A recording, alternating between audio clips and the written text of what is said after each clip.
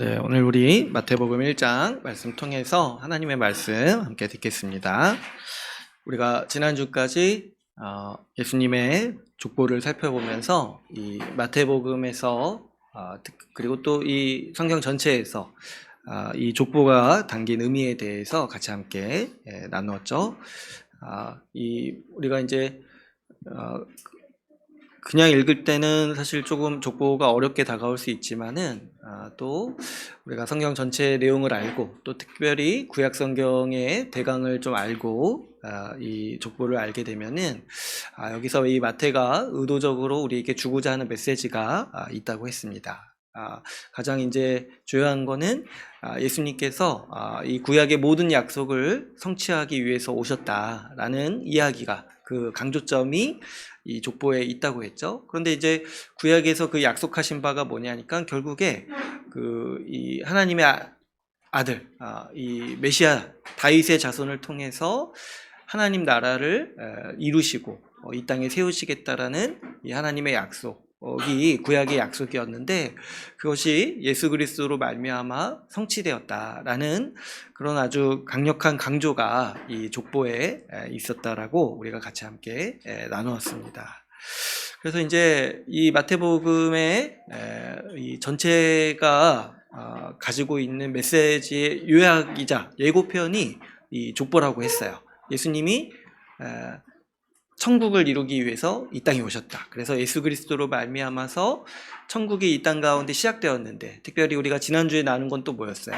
그 천국의 모습이 어떤 세상이냐 했을 때 이방인도 하나님의 백성이 되고 죄인이 하나님의 백성이 되어서 하나님의 복을 누리는 세상이었다라는 것까지 우리가 이 족보의 말씀을 통해서 같이 함께 지난 시간까지 나누었습니다. 이제 오늘부터는 이제 본격적으로 이 마태복음을 통해서 이 예수님의 이야기를 함께 나누고자 하는데요. 오늘 이제 우리가 읽은 본문은 이 예수님의 출생 이야기죠. 그래서 이제 많이 아시는 이야기고 우리가 어렸을 때부터 성탄절 때 연극으로나 또 설교로나 많이 들어본 말씀입니다. 그런데 이제 사실 우리가 이 예수님의 출생 이야기를 생각해 보면 사실은 이제 그 사건 자체는 비교적 평범한 이야기예요. 왜 그러냐니까 예수님은 이 이스라엘의 어느 동네에 그냥 평범한 가정, 그 당시 서민의 어떤 가정에서 아기로 태어나신 거죠. 그래서 이제 예수님의 그 출생을 보면은 예수님이 우리와 같이 태어나시고 아기로 태어나셨어요. 아기로 태어나시고 또 우리와 같이 이제 자라는 과정을 겪으셨습니다. 그래서 이제 굉장히 평범한 거죠. 그래서 이제 보면은 예수님의 출생도 있고 예수님의 어린 시절도 다 겪으셨는데, 물론 이제 그 기간 동안 어떤 일이 있었는지 이제 누가복음에서 간략하게 이제 기록하긴 하지만 사실 이제 굉장히 평범했기 때문에 그렇게 이제 많이 기록할 게 없는 거예요. 그래서 이제 이 예수님의 출생 이야기를 보면은 이 모든 면에서 예수님이 사람과 같은 모습으로 오셨다라는 면에서 비교적 이렇게 평범한 모습이라는 것을 우리가 좀 볼 수가 있습니다.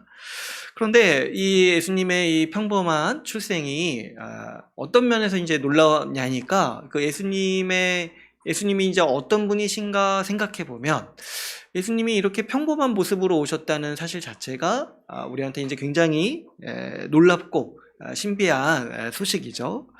그렇죠. 이제 마태복음 그 1장 이 족보에서는 예수님이 다윗의 자손이고 아브라함의 자손이다. 그리고 그 그리스도로 말미암아서 천국이 시작되었고 예수님이 그 천국에 하나님 나라의 왕으로 오셨다. 이런 이제 메시지가 있는데 정작 이 예수님의 출생을 보면은 어디 저기 황제의 아들로 태어나신 것이 아니라 저기 어디 이렇게 참 아무도 모르는 그 서민의 가정에서 태어나신 거예요. 그래서 이제 우리가 오늘 읽지는 않았지만은 2장에 보면은 그 동방박사가 이 예수님의 출생을 알고 그 예배하려고 오잖아요. 이 동방박사들이 굉장히 중요한 게 이 사람들이 없었으면은 예수님이 태어나신지도 몰랐어요. 역사에서. 그러니까 그 정도로 그 이스라엘의 왕으로 오셨다는 분이 이스라엘 사람들 아무도 모르게 이렇게 태어나신 거예요.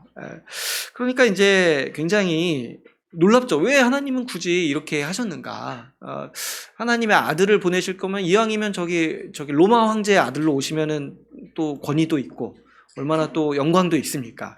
그런데 그렇게 하시지 않으셨다는 사실을 또 우리가 하나 기억할 필요가 있고, 또 여러분 한번 생각해 보면 또 근본적으로 어떻게 그 하나님의 아들이신 분이, 하나님이신 분이 사람으로 오셨나부터가 사실은 이제 놀라운 이야기죠. 그죠? 사람으로 오셨다는 것 자체가 사실은 이제 하나님이 결정하기 힘든 어마어마한 그 자기를 낮추신 사건이라고 우리는 이제 볼 수가 있습니다. 그죠? 창조주이신 분이 피조물이 되셔서 이렇게 오신 거예요. 이거 하나만으로도 우리가 이제 묵상하고 오랫동안 또 이 하나님의 은혜를 살펴야 될 필요가 있습니다. 어떻게 하나님이신 분이 사람으로 오셨는가? 근데 이제 이건 다음 기회에 한번 우리가 또 뭐 성탄절 때 한번 또 나눠보고, 근데 이제 여러분 한번 생각해 보시면 사람으로 오셨어도 여러 가지 선택지가 있어요. 그죠? 아까 제가 얘기했다시피 황제의 아들로 오셨으면 그래도 그나마 근데도 좀 우리가 받아들일 만해요. 그죠? 하나님의 아들이시니까 그냥 우리 인간적인 배경도 아주 훌륭한 배경으로 이렇게 오시는 거예요. 그래도 이제 좀 받아들일 만하죠. 근데 이제 그렇게도 안 하셨을 뿐만 아니라 또 이제 놀라운 사실 중에 하나는 아기로 태어나셨다는 거예요. 아기로 이렇게 그 사람의 몸을 빌려서 출생하셨다라는 사실도 우리가 생각할 때 굉장히 놀라운 일입니다. 그렇죠. 여러분, 아기를 생각해 보면 우리도 이제 우리 교회 아기를 많이 보고 알잖아요. 근데 이제 아기는 사실 이렇게 뭐 아무리 똑똑한 아기라도 아무리 총명한 아기라도 부모가 아주 일거수일투족을 다 보살펴야지만 살 수가 있잖아요. 근데 어떻게 이 만물을 다스리시는 하나님이 아기로 오셨냐는 거예요. 그래가지고 똥오줌도 다 부모의 손에서 가리게 하시고, 또 이 먹는 것도 다 부모가 이렇게 보살펴야지 아기로 이렇게 살 수 있잖아요. 근데 어떻게 이제 아기로 오셨나는 거예요. 뭐 예수님이라고 뭐 아기로 오셨는데 뭐 혼자서 뭐 화장실 가시고 뭐 그렇게 하셨겠냐는 거예요. 아기로 오셔가지고 이 부모로부터 그런 이제 돌봄을 받으시는 그런 상태로 오셨다는 거예요. 그러니까 이게 얼마나 사실 말도 안 되는 이야기입니까? 놀라운 이야기입니까?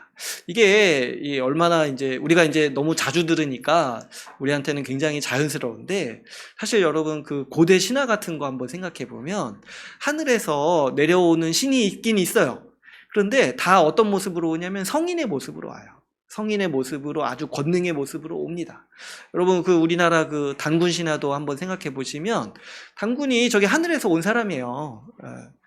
맞나? 제가 전문가는 아닌데 하늘에서 내려올 때 근데 아기로 온 게 아니라 그냥 자기 신하들 데리고 성인이 됐을 때 왔어요. 그러니까 이제 거의 모든 신화가 신이 아기로 태어났다는 얘기는 거의 하는 신화가 없어요. 그렇지 않겠습니까? 신이 어떻게 아기로 태어나냐는 거예요. 우리가 볼 때 가장 연약하고 가장 어떻게 보면은 보잘것없는, 사람으로서의 영광은 찾아볼 수 없는 그런 이제 모습으로 이렇게 오셨다는 모습을, 이런 이야기를 생각해 볼 때 이 이야기 자체가 굉장히 놀랍죠. 만물을 다스리시는 하나님께서 이 아기로 나셨다는 거예요. 그러니까 우리가 이렇게 보면은 이 아기가 어떻게 하나님의 아들이라고 믿을 수 있겠습니까? 그죠? 마리아랑 요셉을 한번 생각해 보세요. 자기가 이렇게 매일 돌보고, 그렇게 일거수일투족을 보살펴야 되는데, 또 한편으로 생각해 보니까 하나님의 아들이라는 거야. 메시아라는 거예요. 이걸 어떻게 믿을 수 있겠어요? 그래가지고, 하나님께서, 이 평범한 아기가 하나님의 아들이시라는 거를, 드러내시기 위해서, 약간의 특별한 일을 행하셨는데, 그게 뭐냐니까 이 마리아의 동정녀 탄생인 거예요. 성령으로 잉태되게 하신 거예요. 그러니까 이제 여러분 생각해 보세요. 마리아랑 요셉도 이 사건이 아니었으면 이 아기가 예수님이라는 거, 하나님의 아들이라는 걸 믿기가 힘들었을 거예요. 그죠? 그냥 자기가 임신해서 이렇게 낳은 사람이었다면은 마리아랑 요셉도 끝까지 아마 어떻게 내 자식이 내가 그렇게 먹이고 입히 내가 똥오줌 다 가려주는 그 아기가 어떻게 하나님이시라는 걸 믿을 수 있겠어요. 그죠? 그래서 이제 하나님께서 이 아기로 오신 예수님이 하나님의 아들이시라는 것을 이렇게 드러내신 사건이 뭐냐면 이 성령으로 잉태되게 하신 이 사건이라는 거죠. 그래서 이제 이 성령으로 잉태되신 이 사건을 통해서 이 아기지만은 이 보잘것없는 아기지만 그럼에도 하나님의 아들이다. 이 하나님의 약속으로 보내신 메시아다라는 것을 드러내는 이 사건이라는 거죠. 그랬을 때 그런데 이제 우리가 생각해 볼 또 지점이 이 성령으로 잉태되는 이 사건도 평범한 사람이 받아들이기는 굉장히 어렵죠. 그래서 이제 우리 하나님께서 친절하셔서 미리 예고를 하십니다. 마리아에게도 예고를 하시고 요셉에게도 예고를 하세요. 이 성령으로 지금 이 예수님이 마리아의 몸에 잉태되었다. 그래서 이거를 이제 우리가 수태고지라고 이렇게 부르기도 하죠. 그래서 이제 우리가 읽은 본문이 이 천사가 이 예수님의 잉태된 모습을, 이 성령으로 잉태된 사건을 알리는 그런 모습을 담고 있습니다. 그런데 이제 우리가 익히 들어서 알고 있는 이 수태고지의 이야기에서 주인공은 사실 마리아죠. 그래서 이제 마리아가 이제 성령으로 잉태됐다는 소식을 천사로부터 듣고 그것을 이제 두려워하기도 하지만 놀라고 또 믿음으로 감사하게 받아들이면서 하나님을 찬양하는 이야기가 우리가 알고 있는 전형적인 이 수태고지의 이야기예요. 근데 이제 이 이야기는 성경에서 이제 누가복음에서 주로 나옵니다. 마리아의 입장에서 이 수태고지를 들었을 때의 그 심정과 그것을 어떻게 믿음으로 받아들였는지에 대한 이야기가 이 누가복음에 나와요. 그런데 이제 우리가 읽은 이 마태복음에서는 마리아가 아니라 요셉의 입장에서 이 수태고지 사건을 다루고 있습니다. 그래서 제가 이거 생각하면서 하나님께서 참 세밀하시다 생각이 들었어요. 이 수태고지를 그죠? 마리아에게만 하시고 요셉에게 안 하면 요셉은 얼마나 힘듭니까? 그러니까 이제 양쪽에 다 하셨어야 되는 거예요. 양쪽에 요셉도 이 사건에 대해서 이 수태고지에 대해서 미리 예고를 들었어야 되고 마리아도 들었어야 됐죠. 그래서 이제 우리가 익히 알고 있는 이야기는 이제 마리아가 어떻게 이 상황에서 믿음으로 이제 받아들였는지 이 이야기를 이제 우리가 이렇게 알고 있는데 오늘 이 마태복음에서는 이 요셉이 마리아의 남편이었던 요셉이 이 수태고지를 어떻게 받아들이고 그것을 믿음으로 받아들였는지 기록하고 있는 말씀이라고 볼 수 있습니다. 그렇죠. 사실 예수님의 출생에서 마리아가 이제 예수님을 낳았다고 해야지고 이제 마리아를 인정하는 사람들이 많이 있죠. 특히 이제 우리 천주교 같은 경우는 마리아를 이제 성인으로까지 이렇게 추대하기도 하는 그래서 이제 굉장히 높게 평가를 하는데 사실은 근데 우리가 예수님의 족보에서도 나누었지만 마리아가 그렇게 중요하지 않을 위치이기도 해요. 왜 그러냐니까 여러분 한번 생각해 보시면 예수님이 어떤 족보로 이렇게 오셔야 되냐, 어떤 핏줄에서 오셔야 되냐니까 다윗의 자손으로 오셔야만 됐던 거예요. 그래서 예수님은 이제 다윗 계열의 남자와 결혼할 여자에게서 나셔야만 됐던 거죠. 그랬을 때 하나님께서 마리아를 택하신 거는 마리아 때문에 택하신 게 아니라 마리아가 요셉이랑 결혼 관계, 그러니까 이 약혼 관계였기 때문에 택하신 거예요. 그래서 이제 사실 마리아가 중요한 게 아니라 요셉이 중요한 거예요. 이 하나님의 계획에서는. 물론 이제 마리아가 아무 필요 없었다 이런 게 아니지만 그럼에도 불구하고 마리아를 택하신 주요 원인이 뭐냐니까 그가 요셉과 약혼한 상태였기 때문에 하나님께서 마리아를 택하셨다라고 우리가 볼 수가 있습니다. 그러니까 사실 이제 우리가 이 수태고지 이야기에서 마리아만큼 요셉을 중요하게 다뤄야 돼요. 그죠? 그래서 근데 이제 우리가 그동안 이 요셉이 얼마나 중요한 일을 했는지 많이 못 들어봤습니다. 그래서 이제 오늘 특별히 마태복음 통해서 갑자기 이상하게 성탄 분위기도 나지만 이 요셉이 얼마나 중요한 역할을 했는지도 우리가 살펴보면 또 재미있겠죠.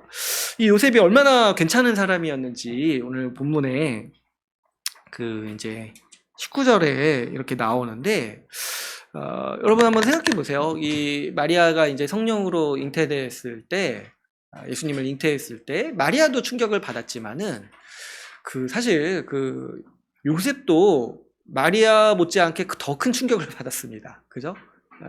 그래서 이 마리아랑 약혼한 상태였는데, 어느 날 보니까 임신했다는 거예요. 근데 임신했을 때 가장 형제가 떠오르기 쉬운 생각이 뭐겠습니까? 도대체 누구 얘기를 임신했냐? 물어보니까 마리아가 성령으로 잉태됐다는 거예요. 그러면 뭐 어떻게 반응하겠습니까? 욕이 나오지 않겠어요? 정말 가진 생각을 다 하지 않겠어요? 그랬을 때 우리가 이제 흔하게 할 수 있는 반응은 보복하는 거죠. 어떻게 나를 이렇게 배반하고 다른 남자와 이렇게 할 수 있겠는가?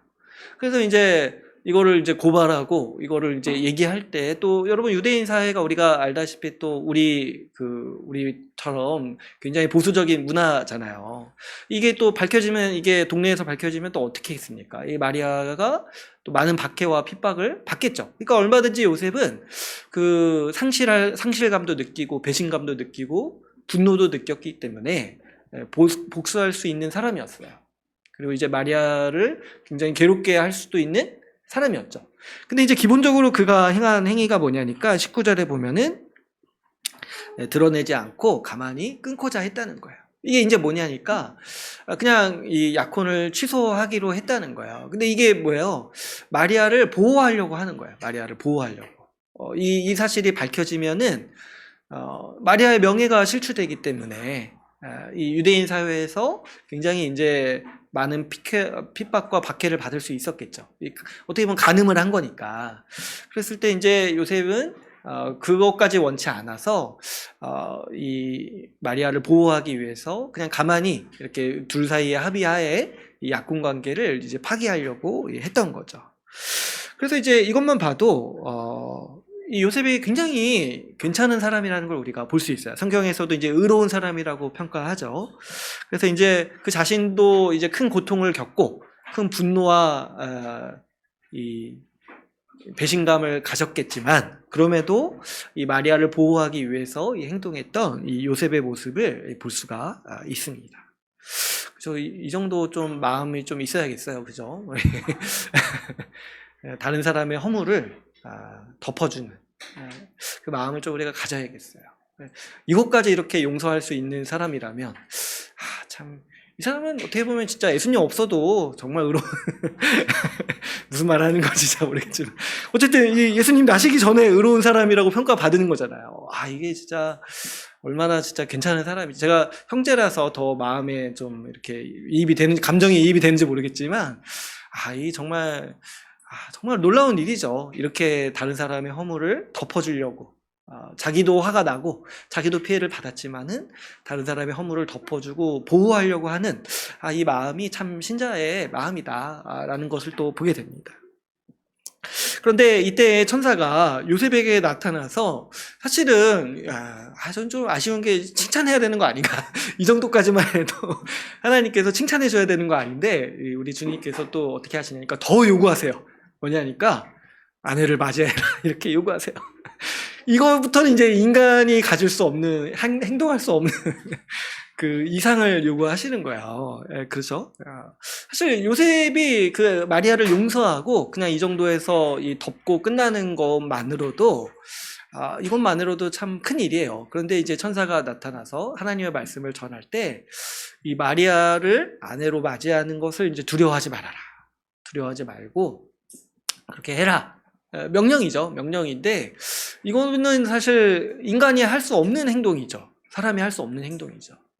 어떻게 그렇게 합니까? 이 요셉 자신도 그 배신감과 분노에 휩싸여 있을 텐데 그 사람을 겨우겨우 용서했는데 그래서 보복하지 않는 선에서 이렇게 용서를 했는데 하나님 말씀이 더 나아가서 아내로 맞이하라까지 이렇게 말씀을 하시는 거예요.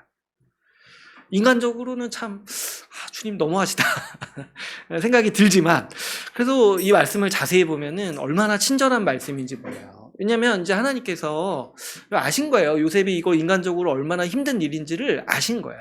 그래가지고 아주 길게 설득을 하시는, 명령이지만 거의 반설득인 거예요. 그래서 이제 어떻게 설득을 하시냐니까, 이 예수님이 오신 이 태어날 자를 예수라 하고, 이 아기가 하나님이 약속하신 사람이라는 거예요. 하나님이 약속하신 사람. 그래서 이제 이 성령으로 잉태되었다는 것을 받아들이게 하기 위해서 어떤 말을 또 덧붙이시니까, 이 일은 갑자기 어느 날 하나님이 이렇게 그냥 행하신 것이 아니라 선지자가 미리 예언했던 일의 실현이라고 이렇게 말씀을 하시는 거예요. 그래서 이 23절에 보면은 처녀가 잉태하여 아들을 낳을 것이요 그의 이름은 임마누엘이라 하라, 이렇게 이제 이 말씀을 이루기 위해서 지금 예수님이 성령으로 잉태되었다라고 하시잖아요. 그러니까 이 말씀은 이제 구약 성경에 있는 말씀인데 이사야서 7장 14절 말씀인 거예요. 그러니까 이제 우리가 인간적인 그 한계로는 성령으로 잉태됐다라는 말을 받아들이기 힘들잖아요. 그러니까 하나님께서 요셉을 이해시켜 주시면서 설득하시는 말씀이 뭐냐면, 이 사건은 그냥 하나님이 행하신 일이 아니라 성경에서 예고되어 있던 일이고, 구약 성경에서 약속했던 일이고, 이제 그 약속이 지금 너를 통해서 실현된 일이다. 이렇게 이제 아주 부드럽게 설득하시는 모습을 우리가 볼 수가 있습니다. 그래서 이제 말씀을 보면은 요구하는 거는 인간적으로 할 수 없는 일이에요. 그런데 하나님은 그 인간의 한계와 이 요셉의 그 마음을 정말 친절하게 배려하셔서 이거를 명령하시면서도 이것이 왜 이렇게 이런 일이 일어나는지에 대해서 아주 이렇게 자세하게 설득하시는 모습을 볼 수가 있습니다. 그랬을 때 이 요셉이 이 말씀 앞에서 이 믿음으로 반응하는 모습을 보입니다. 먼저는 뭐예요? 이 마리아를 아내로 맞이하죠. 이거 하나로 이미 요셉은 복음을 믿은 사람인 거예요. 타인의 죄를 용서할 뿐만 아니라 사랑으로 덮어주고 관계를 회복하는, 그래서 아내로 맞이합니다. 그리고 이제 어떻게 합니까? 그 뒤에 한 가지 행동을 더 하는데, 그 25절에 보니까 아들을 낳기까지 동침하지 않는다는 거예요. 근데 여러분 이제 뭐 형제분들도 잘 아시고 다 아시겠지만, 이게 사실 성인 남성이 결혼하고 쉽지가 않죠. 이 동침하지 않는다는 거예요. 그 아들을 낳기까지. 그러니까 얼마나 오랜 기간 동안 결혼한 후에도 동침을 하지 않은 거예요. 그랬을 때 그럼 요셉이 왜 이렇게 했겠습니까? 왜 마리아와 동침하지 않았겠습니까? 했을 때 이걸 믿었다는 거예요. 마리아가 성령으로 잉태되었다는 것도 믿었고, 그리고 그 태중에 있는 아기가 하나님의 아들, 우리 하나님께서 보내주시는 구원자이심을 믿었다는 거예요. 믿었기 때문에 어떻게 보면 굉장히 초인적인 일을 할 수가 있었다는 거죠. 그래서 이 동침하지 않았을 뿐만 아니라 또 우리가 결국에 보면은 어떻게 합니까? 그 자신의 족보에 이 예수님이 들어가잖아요. 요셉의 족보에. 그러니까 예수님을 우리가 이제 2장에서도 보겠지만은 자기의 가문으로 등록을 하죠. 그러니까 이게 뭐예요? 하나님의 모든 말씀을 듣고 믿음으로 반응해서 자기 복중에 있는 아이가, 자기 이 마리아 태중에 있는 아이가 하나님의 아들이시고, 이 하나님이 약속하신 메시아라는 거를 이 요셉이 믿었기 때문에 요셉은 이제 이렇게 행동할 수가 있었다는 거죠. 그래서 이 행동 하나하나가 보면은 다 놀라운 믿음의 행동이에요. 그죠? 마리아를 아내로 맞이한 것부터 해야지고, 또 이 동침하지 않은, 아들을 낳기까지 동침하지 않은 행위, 또 그 아들을 낳았을 때 그 자신의 가문에 등록한 그 행위, 그 하나하나가 이 앞에서 말한 그 천사의 말을 믿지 않았다라면은 인간적으로 도저히 할 수 없는 행동들이었다는 거예요. 그죠? 그랬을 때 그러면 요셉은 이 천사의 말을 통해서 무엇을 그렇게 믿고, 어떤 것이 이 하나님의 말씀을 통해서 요셉에게 믿음을 주었을까? 이렇게 보면은 천사가 요셉에게 전한 말은 이제 두 가지가 있죠. 첫 번째로 보면은 21절에 보면은 뭐라고 말씀을 하세요? 아들을 낳았는데 이름을 예수라 하라 이렇게 말씀을 하시는데 이 예수님이 어떤 분이라는 거예요. 자기 백성을 그들의 죄에서 구원할 자이시다라고 말씀을 하고 있습니다. 그랬을 때 요셉도 물론 이 구약 성경을 알고 유대인이기 때문에 이 말이 무엇을 의미하는지를 명확히 알았겠죠. 하나님께서 보내주시겠다고 하신 그 다윗의 자손, 그 언약의 그 자손이 자기의 가문을 통해서 오신다라는 거를, 이게 이제 그 말이라는 거를 이제 요셉이 알고 그것을 믿음으로 받아들인 것입니다. 또 23절에 보면은 아까 우리가 봤지만 처녀가 잉태하여 아들을 낳을 것이고 그의 이름은 임마누엘이라 하리라 이렇게 말씀하신 이 말씀인데, 여기서 23절에서 이거는 아까 제가 말씀드렸을 때 이사야서 말씀을 인용한 거라고 했잖아요. 그런데 23절에서 마태가 여기에다가 부연 설명을 덧붙여요. 뭐라고 하냐면 이를 번역한즉 하나님이 우리와 함께 계시다 라는 뜻이라는 거예요. 이 임마누엘이. 그러니까 이 번역은 마태가 이 23절에서 덧붙인 번역입니다. 그러니까 이 요셉은 이 예수님이 구약에서 약속한 예수님이 자기 가문, 자기의 핏줄로 이렇게 오시는데 그럼으로써 이 임마누엘이 성취된다. 임마누엘의 약속이 성취된다라는 천사의 말을 듣고 이해하고 그것을 믿음으로 받아들이고 행동했던 것이죠. 그랬을 때 여러분 이 예수님의 오심이 임마누엘이다. 하나님이 우리와 함께 계시는 사건이다라고 볼 때 이것도 우리가 언뜻 보면 굉장히 특이하죠. 예수님이 아기로 이렇게 태어나시는 사건인데 그 사건의 의미가 하나님이 우리와 함께 계신다라는 의미라는 거예요. 그랬을 때 여러분 어떻게 이 예수님의 나심이 임마누엘이라는 거냐니까. 임마누엘입니까? 어떻게? 예수님이 아기로 태어나시는 게 어떻게 하나님이 우리와 함께 계시는 사건이라고 우리가 말할 수 있을까요? 그랬을 때 여러분 우리가 첫 번째로 생각해 볼 것은 예수님이 이 땅에 오시는 사건 자체가 실제로도 하나님이 우리와 함께 하시는 사건이라는 것을 우리가 이 말씀을 통해서 알 수가 있습니다. 여러분 이 하나님의 아들이신 예수님이요 이 아기로 태어나시면서부터 모든 면에서 우리와 같이 되셨다는 거예요. 우리와 같이 육신을 입은 사람으로서 예수님이 이 땅에 오셨습니다.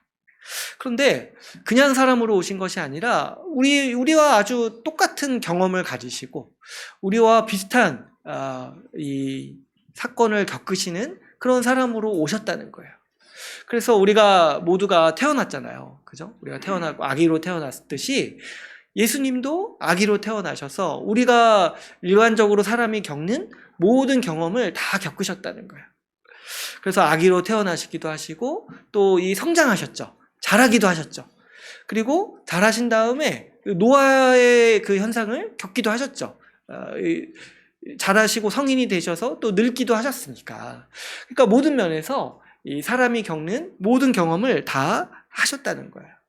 그래서 이 예수님이 이 나심을 생각해 봤을 때 하나님의 아들이신 이 예수님이 이 땅에 오셔서 모든 면에서 우리와 함께 우리의 경험을 겪으셨다는 거죠. 그래서 우리가 이제 이 마태복음을 읽고 복음서를 읽다 보면은 예수님이 정말 참 사람이시다라는 모습을 우리가 많이 볼 수가 있어요. 언제 이제 우리가 보냐니까 예수님이 이제 그런 얘기를 간혹가다 하세요. 내가 목마르다 이런 얘기도 하시고 배고프다는 얘기도 하시고 또 이제 보면은 피곤하셔서 주무시는 모습도 있어요. 근데 이제 생각해 보면 그 예수님이 초인이 아니셨다는 거예요. 그냥 보통 사람이셨다는 거예요. 그래서 우리와 같이 배고픔도 느끼시고 목마름도 느끼시고 우리가 많이 느끼는 그 몸의 피곤함도 예수님은 느끼셨다는 거예요. 그러니까 왜 그러냐니까 예수님이 참 사람으로 오셨기 때문에. 뿐만 아니죠. 우리가 살면서 겪는 어떤 어려움이라든가 고통도 예수님이 다 겪으셨다는 거예요. 우리가 이렇게 겪는 관계에서의 오는 어려움 이런 것도 예수님을 다 겪으셨어요. 뭐 여러분 예수님은 배신을 너무 많이 겪으셔가지고 이 분야의 전문가세요. 배신에 대한 전문가. 그 뭐 이렇게 외로움도 얼마나 많이 겪으셨습니까, 예수님? 그러니까 이제 예수님은 이 땅에 보통 사람으로 오셔서 인간이 겪는 모든 고통과 어려움을 그분이 다 몸소 겪으신 거예요. 어떤 분이신데 불구하고요. 하나님이신데도 불구하고 사람이 되셔서 우리와 같이 우리가 이 땅에서 살아가면서 겪는 모든 아픔과 어려움을 그분이 다 겪으신 거죠. 그러니까 이것을 바꿔 말하면 뭐예요? 오늘 이 표현대로 말하면 이것이 바로 임마누엘이신 예수님이라는 거예요. 하나님이신 그분이 저 하늘에서 우리의 고통과 우리의 아픔과 우리의 경험을 보고 저런 일이 있구나 이렇게 있으신 것이 아니라 사람이 되셔서 우리와 같이 직접 그 모든 고난과 고통과 우리가 겪는 모든 경험을 같이 함께 하셨다는 거죠. 그런 의미에서 성경은 예수님의 오심을 가리켜서 임마누엘이다. 하나님이 우리와 함께 하신다라고 이렇게 말씀하고 있는 거죠. 그렇죠. 만약에 예수님이 이 땅에 오시지 않았다라면, 하나님이 저 하늘에 계시다라면, 우리가 아프고 외롭고 고통스러울 때 하나님이 우리와 함께 하신다라고 말할 수 있겠냐는 거예요. 왠지 아무리 말만 그런 것 같잖아요. 그렇잖아요. 우리 뭐 이렇게 그런 말 많이 하잖아요. 내가 몸은 떠나 있지만 마음만은 함께 할게. 근데 이거 다 뭐 이렇게 사실 거짓말이죠. 몸이 떠나 있으면 마음도 떠나 있다는 그 미국 그 속담도 있잖아요. 그렇죠. 우리 인간이 느끼기에 몸이 같이 없으면 마음도 같이 없는 거예요. 그런데 하나님도 그러실 뻔했는데 저 하늘에 계셔서 내가 너희의 아픔을 안다 말할 때 우리 좀 마음으로는 서운할 뻔했는데 이제 하나님은 우리에게 언제든지 말하실 수 있는 거예요. 내가 너희와 함께 있다. 왜 그렇습니까? 사람이 되셔서 우리와 같은 모든 고난과 고통을 다 겪으셨기 때문에 우리가 언제나 우리는 하나님이 우리와 함께 계시다. 하나님도 우리 편에게 그렇게 말하실 수 있고 우리도 그것을 믿을 수 있다는 거죠. 더 나아가서 이 임마누엘이라는 말은요, 사실은 이제 더 근본적으로 얘기하자면 이 언약의 성취를 말하는 표현이라고 볼 수 있습니다. 그래서 이제 아마도 요셉은 이 의미를 더 잘 받아들였을 것 같아요. 임마누엘, 하나님이 우리와 함께 계신다 했을 때 이게 무슨 말인지를 알아들은 거예요. 그렇죠, 여러분? 우리도 이제 그런 표현을 많이 쓰잖아요. 하나님이 함께 하십니다. 하나님이 우리와 함께 하시고 함께 하실 것입니다. 뭐 이런 표현을 많이 쓰잖아요. 근데 이제 이 말은요, 우리가 생각하는 의미랑 성경이 쓰는 의미가 약간 달라요. 왜 그러냐니까 이 말 자체가 이 언약의 억구예요. 하나님의 언약의 억구예요. 그래서 이제 제가 자주 말씀을 드렸는데 여러분 이제 하나님은 이 언약을 통해서 천국, 하나님 나라를 이루시려고 하신다고 했잖아요. 근데 그 하나님 나라의 본질이 뭐예요? 하나님께서 다스리시고 그 하나님의 백성들이 하나님의 다스림을 받으면서 하나님을 예배하는 세상이 천국이자 하나님 나라의 본질이라고 했잖아요. 그래서 하나님은 이 하나님의 백성과 이 관계를 언약으로 맺으신다고 했어요. 그래서 이 언약으로 맺으실 때 하나님께서 자주 쓰시는 표현이 뭐냐니까 나는 너희의 하나님이 되고 너희는 내 백성이 되리라. 이렇게 이제 말씀을 하시는 거예요.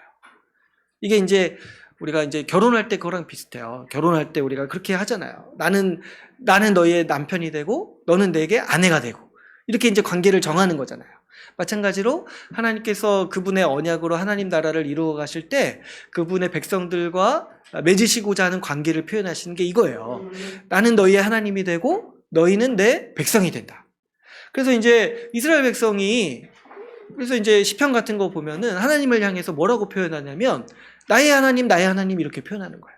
왜냐니까 그게 하나님과 맺은 관계의 호칭인 거예요. 나의 하나님. 그래서 아무나 이렇게 할 수가 없는 거예요. 나의 하나님 할 수가 없는 거예요. 뭐냐니까 이스라엘 백성, 하나님과 언약을 맺은 사람만 하나님 우리의 하나님이시다 이렇게 말할 수 있는 거예요. 그리고 하나님도 이 언약 백성을 향해서만 너희가 내 백성이다 이렇게 말씀을 하시는 거예요. 그런데 나는 너희의 하나님이 되고 너희는 내 백성이 된다라는 이 언약의 어구가 좀 길잖아요. 그죠? 이거를 줄여서 하시는 말씀이 뭔지 아세요? 내가 너희와 함께 하겠다는 거야. 내가 너희와 함께 하겠다. 그죠? 그 말이 그 말이잖아요. 그죠? 내가 너희와 함께 하겠다. 내가 너희의 하나님이 되고 너희는 내 백성이다. 이게 이제 그 말이 그 말, 이 말이 좀 제가 좀 저렴한 표현인데, 그 말이 그 말인데 좀 줄이면은 내가 너희와 항상 함께 하겠다. 그래서 이제 구약에서 보면은 하나님이 이 말씀을 하시는 거예요. 우리 출애굽 백성한테 내가 너희와 함께 가겠다. 내가 너희와 함께 하겠다. 이게 이제 그 충만한 의미가 뭐냐면 나는 너희의 하나님이 되고 너희는 내 백성이다. 이 말을 이렇게 다른 표현, 축약해서 말할 때 내가 너희와 함께 하겠다라고 이렇게 말씀을 하신다는 거예요. 그러니까 오늘 이 본문에서도 그렇고 여러분 성경에서 하나님이 또 예수님이 내가 너희와 함께 하겠다라는 말씀은요, 단순히 그냥 말만 우리를 위로하시기 위해서 이렇게 하시는 말씀이 아니라 이 근본적으로 뭐예요? 언약 관계를 표현하시는 말씀인데 이걸 통해서 뭘 하나님은 말씀하고 싶으신 거예요? 우리가 이미 천국 백성이다. 우리가 이미 하나님의 통치 아래서 하나님의 보호와 인도와 하나님의 백성으로서의 그 복을 누리는 사람이다. 그 권위와 그 권리와 복을 다 누리는 사람이다라는 것을 우리한테 말씀하실 때 내가 너희와 함께 하겠다라고 말씀하신다는 거예요. 그러니까 여기에는 단순히 위로의 의미만 있는 것이 아니라 내가 너희를 다스리고 인도하고 통치하고 내가 너희를 이끌겠다라는 그 하나님의 분명한 의지가 이 말씀에 담겨 있는 것이죠. 그러니까 오늘 이 천사가 요셉에게 말씀했을 때 임마누엘이다. 그리고 이것을 강조하면서 사실 임마누엘이라고만 얘기해도 요셉은 알아들었을 거예요. 그죠? 그런데 하나님이 우리와 함께 계시다. 이거를 반복해서 하는 이유가 있죠.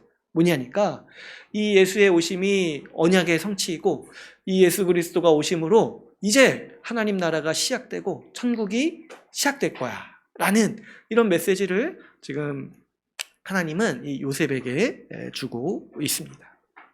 그러니까 이 요셉은 아주 이 구약을 잘 알았던 사람인 거죠. 이 말씀을 믿은 거예요. 이 말씀을 믿은 거예요. 그 하나님의 약속, 하나님의 모든 언약을 이루실 분이 내 핏줄로 오신다. 그리고 그분이 오셔서 이제 하나님 나라 그 천국을 시작하실 것이다 라는 말씀, 이 말씀을 믿었기 때문에 요셉은 인간이 할 수 없는 행동을 한 것이죠. 마리아를 아내로 받아들이고 아들을 낳기까지 동침하지 않았을 뿐만 아니라 아들을 낳았을 때 자기 가문에 등록하는 그런 놀라운 믿음의 행위를 요셉이 했던 것입니다. 특별히 이 요셉의 믿음은 오늘날 우리에게 또 그래서 큰 확신을 주죠. 여러분 제가 가끔가다 뭐 우스갯소리를 하지만 이 세상에서 예수님을 안 믿었을 때 그나마 인정받을 수 있는 사람들이 몇 명 있어요. 누구냐니까 예수님의 가족들이에요. 그죠? 예수님의 가족들이 얼마나 예수님을 믿기 힘들었겠습니까? 내 형이 메시아, 내 아들이 메시아, 이거 어떻게 얼마나 믿기 힘들었겠어요. 그래서 복음서에서 보면은 예수님이 사역하실 때 예수님의 가족이 예수님을 잡으러 다녀요. 미쳤다고 생각해야죠. 당연하지 않겠어요. 나랑 같이 밥 먹고, 나랑 같이 자고, 그런 사람이 갑자기 내가 하나님의 아들이다 이렇게 말하고 다니면 처음에 누구나 다 미쳤다고 생각하지 않겠습니까? 그러니까 마리아가 그래서 믿음이 사실 없어요. 그때 예수님 잡으러 다니는 사람 중에 한 명이어가지고. 이렇게 말해도 될지 모르겠는데 아무튼 우리한테 마리아는 성인도 아니니까. 그러니까 사실 믿기 힘들죠. 근데 놀랍게도 이 성경의 기록을 보면 나중에 예수님의 십자가 사건 이후에 다 예수님의 가족들이 다 예수님을 믿었어요. 오히려. 그래서 순교한 사람 중에 예수님의 동생도 있어요. 예수님의 동생이 예수님이 하나님의 아들인 것을 믿고 순교할 정도면 너무 이게 확실하지 않아요? 예수님이 메시아시고 하나님의 아들이시라는 게 너무나 확실하지 않습니까? 그런데 여러분 이 요셉도 한번 생각해 보세요. 요셉은 자신의 약혼녀가 성령으로 잉태됐다는 그 출처 불분명한 자식을 하나님의 아들이심으로 인정해서 이렇게 행동을 했다는 거잖아요. 그래서 이거는 진짜 사람이 할 수 없는 행동인데 이렇게 했다는 걸 보면은 어때요? 진짜라는 거죠. 이 예수님이 하나님의 아들이시라는 게 진짜이기 때문에 요셉도 그것을 믿고 그것을 믿음으로 받아들이고 이렇게 행동을 했다는 거죠. 그래서 이 요셉이 예수님을 믿고 받아들였다는 사실이 오늘날 우리가 살아갈 때도 계속해서 이 믿음의 확신을 주고 예수님의 가족이 다 예수님을 구주로 영접했다면은 사실 다른 사람들은 이제 변명의 여지가 없어요. 여러분 예수님의 가족도 예수님을 충실하게 섬겼습니다. 주님으로. 근데 뭐 우리가 예수님을 못 믿을 게 뭐가 있습니까? 예수님의 가족도 믿었는데. 그랬을 때 우리가 더 예수님이 정말 참된 하나님의 아들이시고 그분이 이 땅에 오셔서 천국을 시작하시는 분이라는 것을 우리가 더 잘 믿고 그것을 더 확신할 수 있다는 거죠. 이 요셉을 통해서 우리가 또 그런 모습을 볼 수가 있습니다. 그랬을 때 여러분 오늘날 우리가 예수님을 알고 있는데 예수님을 알고 있는 우리도 이 요셉과 같은 이 믿음의 확신을 가질 필요가 있겠어요. 특별히 이 요셉이 들었던 예수님 어떤 분이십니까? 임마누엘이신 이 예수님을 우리가 깊이 생각해야겠습니다. 앞에서도 제가 말씀드렸지만 예수님이 이 땅에 이 아기의 모습으로 오신 것은 하나님이 우리와 함께 하시기 위해서 오셨다는 거예요. 그렇기 때문에 여러분 우리가 우리의 모든 삶과 순간에 우리 하나님께서 우리와 함께 하신다. 예수님께서 우리와 함께 하신다라는 것을 우리가 확신하고 그것을 믿음으로 받아들이고 확신하면서 살아가야 돼요. 여러분 요셉도 이걸 믿었는데 우리가 못 믿을 게 뭐가 있습니까? 그 정말 황당한 일을 겪고 어려운 일을 겪은 요셉도 임마누엘이신 예수님을 믿었는데 우리가 뭐 살면서 어려운 거 있다고 이거 못 믿겠냐는 거예요. 하나님이 우리와 함께 하신다는 거. 앞에서도 제가 말씀드렸지만 주께서 우리와 항상 함께 하시는 이 삶이요 천국의 본질이고 이 천국의 삶의 모습인 거예요. 천국의 본 모습이 뭐라고 했어요? 하나님이 우리의 하나님이 되시고 우리가 하나님의 백성으로서 살아가는 세상인 거예요. 다시 말해서 우리 주님이 우리와 항상 함께 하시는 그런 세상이 바로 이 천국의 삶이라는 거죠. 그렇기 때문에 예수 그리스도가 이 땅에 오심으로써 천국이 이 땅에서 이미 시작된 거예요. 그래서 주님은 제자들과 함께 이 천국의 삶을 누렸습니다. 그런데 지금 예수님께서 육신으로 안 계시고 승천하셨다고 해서 주님이 우리와 함께 계시지 않는 게 아니죠. 주님은 성령을 통해서 우리와 함께 계십니다. 우리 예수님께서는 모든 은혜의 방편들을 다 사용하셔서 우리 주님께서 우리와 함께 하신다는 사실을 우리에게 알리십니다. 특별히 이 교회를 통해서 주어지는 우리 주님의 말씀을 통해서 주님은 우리 가운데 현존하십니다. 우리 교회에서 말씀이 선포되고 우리가 말씀을 배울 때 그 말씀 가운데 예수님이 우리와 함께 하시는 거예요.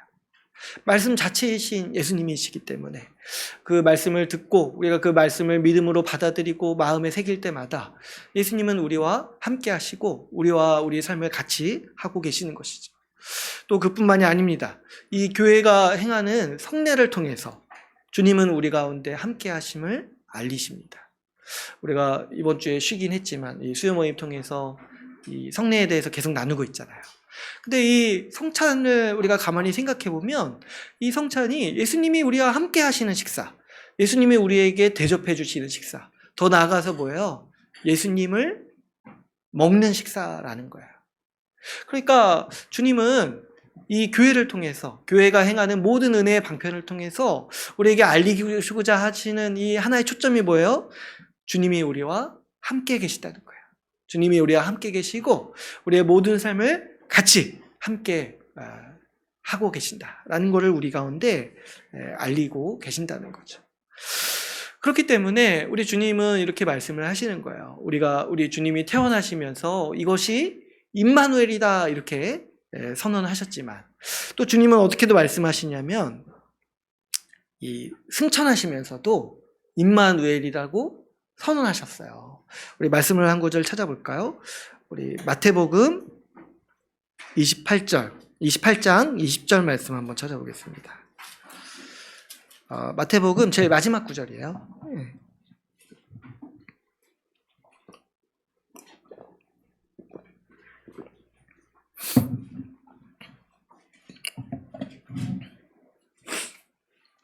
우리 마태복음 28장 20절 말씀 같이 한번 읽어보겠습니다. 시작. 내가 너희에게 분부한 모든 것을 가르쳐 지키게 하라. 볼지어다 내가 세상 끝날까지 너희와 항상 함께 있으리라 하시니라. 아멘. 그렇죠? 이제 마태복음 28장 20절도 무슨 얘기 하는지 이제 우리가 알겠죠. 예수님이 우리와 함께 하신다. 예수님의 나심도 하나님이 우리와 함께 하시는 사건이었고, 예수님의 승천도 비록 이제 예수님이 승천하신 것이지만 그럼에도 우리와 함께 계신다는 거예요. 성령을 통해서 우리와 함께 계신다. 그래서 이 예수님이 이 땅에 오신 사건 자체가 이미 천국이 시작된 사건이다. 하나님이 우리와 함께 하시는 이 천국의 삶이 예수님의 오심을 통해서 시작되었고, 이제 이것이 지금까지도 이어지고 있다라고 이 마태복음은 우리에게 가르치고 있는 것입니다. 그래서 이제 마태복음의 처음과 시작이 똑같은 거예요. 예수님이 우리와 함께 계시다. 하나님이 우리와 함께 계시다로 시작하고 마지막은 어떻게 끝납니까? 내가 너희와 함께 있겠다 하고 이렇게 끝나는 거예요. 왜냐니까 이 말씀 자체가 천국을 표현하는 억구고 언약이 성취되었다는 억구일 뿐만 아니라 우리가 지금 어떤 삶을 살고 있는지를 잘 표현하는 하나님의 말씀이기 때문이죠. 우리 주님과 함께하면서 우리 주님의 임재 앞에서 우리의 삶을 그래서 살아가는 삶이야말로 이미 우리가 우리 하나님 예수 그리스도로 말미암아서 임한 천국을 누리는 삶이라고 할 수가 있습니다. 그러므로 여러분, 우리가 예수님과 함께하는 삶을 적극적으로 누리고 그것을 붙잡으면서 살아갑시다. 그랬을 때 어떤 분들은 이렇게 의문을 가질 수가 있죠. 어떻게 하면 우리가 예수님의 임재를 누리고 예수님과 함께하는 삶을 누리는가 했을 때 제가 앞에서도 얘기했잖아요. 그죠? 교회에서 우리가 누리는 모든 은혜의 방편이 예수님이 함께 계시다라는 의미라고 했어요. 근데 그뿐만 아니라 우리가 개인적으로 말씀을 듣고 말씀을 연구하고 또 기도도 우리 예수님과 함께 동행하는 삶의 모습인 것이죠. 특별히 이제 우리가 간과하기 쉬운 것 중에 하나는 이 성례를 믿음으로 받아들여야 돼요. 성례도 예수님이 우리와 함께 계시다라는 것을 알리시기 위해서 우리가 이제 성례 나눌 때는 제가 이것을 그리스도의 연합이라고 제가 말씀을 드렸었죠. 성례도 예수님이 우리와 함께 계시다라는 것을 우리한테 확신 주시고 믿음으로 받아들이게 하시기 위해서 주신 은혜의 방편인 거예요. 근데 이제 우리가 이걸 믿음으로 받아들일 때 그것이 효력이 있는 것인데 우리가 그것을 잘 모르고 그냥 이렇게 흘러보낸다면은 이것도 굉장히 아쉽죠. 그러나 우리가 성례를 믿음으로 받아들여야 돼요. 그리고 이 외에도 우리가 수시로 우리 삶의 모든 국면에서 그 예수님을 묵상하고 예수님을 깊이 생각하는 삶의 태도가 바로 우리가 이 예수님과 동행하고 함께 계시는 예수님을 우리가 날마다 믿음으로 받아들이는 삶이라고 할 수 있겠습니다. 그런데 여기에 더해서 우리가 예수님과 함께 사는 삶에서 특별히 중요한 태도가 하나가 더 있습니다. 그게 뭐냐면 우리는 특별히 이 고난 가운데서 예수님을 의지하고 묵상해야 됩니다. 왜 그러냐니까 우리는 이제 어떤 자꾸 마음이 드냐면 고난과 어떤 고통과 아픔이 있을 때는 자꾸 하나님이 우리를 안 도와주신다. 마치 하나님이 우리를 내버려 두신 것 같다라는 그런 이제 마음과 그런 정서를 우리가 갖게 됩니다. 그러나 우리가 이제 다르게 생각해 보면 이 고난이야말로 우리 삶에 있는 고난과 어려움이야말로 우리가 예수님과 더 가까워지고 우리 삶에 함께 하시는 예수님을 더욱더 만나는 그런 믿음의 기회가 될 수도 있습니다. 왜 그러냐니까 여러분 예수님께서 우리와 같이 되셔서 우리가 겪는 모든 고난을 다 겪으셨기 때문입니다. 앞에서도 제가 말씀을 드렸지만 하나님이신 예수님이 구태여 아기로 오셔서 인간이 겪는 모든 경험을 다 겪으셨어요. 그랬을 때 우리가 겪는 모든 어려움들을 예수님은 다 겪으셨습니다.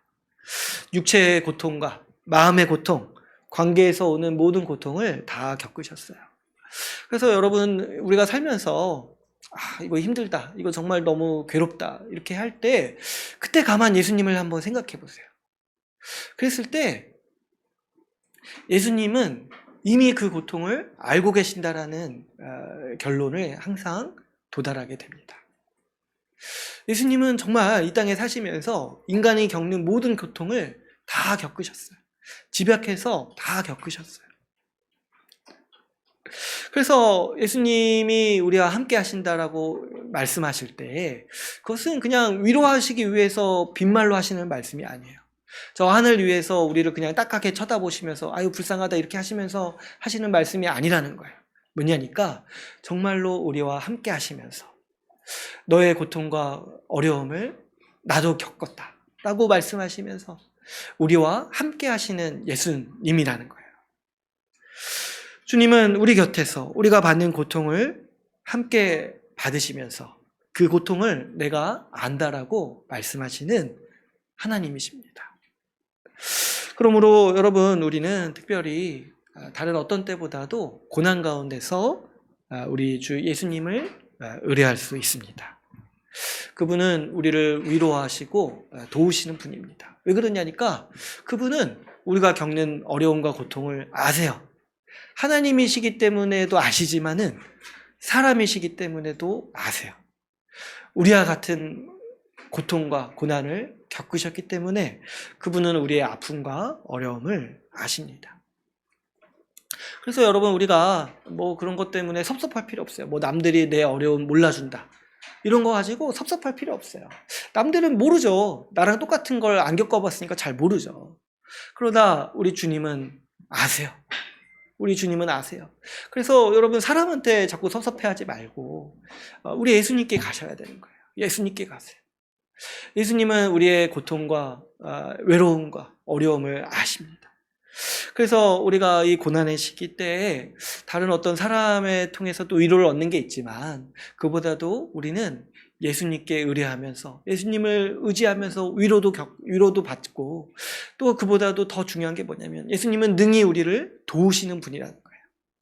그분이 아시기 때문에 그분이 고통을 겪으시고 어려움을 겪으셨고 그 어려움을 어떻게 통과하시는지도 그분이 아시기 때문에 우리는 예수님께 의뢰할 때 예수님이 우리를 능히 도우실 수 있는 분이라는 것을 우리가 믿어야 됩니다. 우리 고난 가운데 주님이 우리를 내버려 두시는 것이 아니라 오히려 고난 속에서 주님은 우리와 함께 하십니다. 그렇기 때문에 우리가 겪는 고난과 어려움은 어찌 보면 우리 예수님과 더 깊이 교제하는 은혜의 방편이 될 수가 있습니다. 그러므로 여러분 우리가 특별히 이 고난이 주님과 더 가까워지는 우리와 함께 하시는 주님을 더욱더 보는 그런 시간임을 알고 우리가 주님을 더 의지하면서 그 주님과 동행하는 그 시간 자체가 이미 임한 천국의 시간인 것을 확신하면서 우리 삶을 살아갑시다. 그래서 우리가 언제든지 주님과 함께 동행하는 삶을 누리기를 바랍니다. 기쁠 때는 하나님을 찬양하면서 천국을 누리고 슬플 때는 우리와 함께 하시는 주님의 위로와 도우심을 누리면서 천국의 삶을 누리기를 바랍니다. 그래서 임마누엘이신 예수님을 통해 언제나 천국의 삶을 누리면서 살아갑시다. 오늘 이제 말씀을 맺겠습니다. 오늘은 우리가 이 요셉이 들은 말씀을 통해 임마누엘이신 예수님을 같이 함께 나누었습니다. 요셉은 예수님의 나심이 하나님이 우리와 함께 하시기 위해서 오셨음을 알고 그분의 말씀에 순종했습니다. 우리도 이 요셉이 믿은 것처럼 임마누엘이신 예수님을 믿고 살아갑시다. 그래서 어느 때라도 우리 주님이 함께 하신다라는 거 믿고 신뢰하면서 우리 주님과 동행하는 삶을 살아갑시다. 우리와 항상 함께 하시는 예수님을 붙잡고 그분께 의뢰하고 그분께 힘을 얻는 삶이야말로 이미 시작된 천국의 삶입니다. 주님이 2000년 전에 아기의 모습으로 태어나셨을 때 이미 천국이 시작되었고 지금도 주님은 우리와 함께 하신다라고 말씀하십니다. 우리와 함께 하시는 주님과 동행하면서 언제고 천국을 누리는 우리 주의 나라 교회가 되기를 간절히 소망합니다. 오늘 말씀을 마치고 같이 함께 기도하는 시간 갖도록 하겠습니다.